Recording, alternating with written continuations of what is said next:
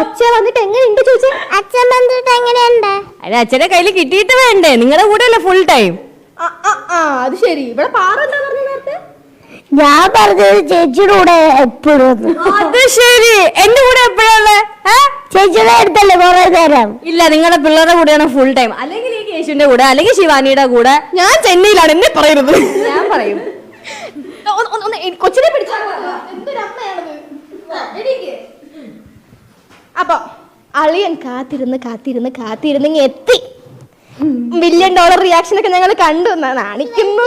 ഒന്ന് പൊന്നെ, കേശവൻ എവിടെയെങ്കിലും കറങ്ങി നടക്കണം. കേശുമാമനെ കാണണം കൊച്ചിന്. ഞാൻ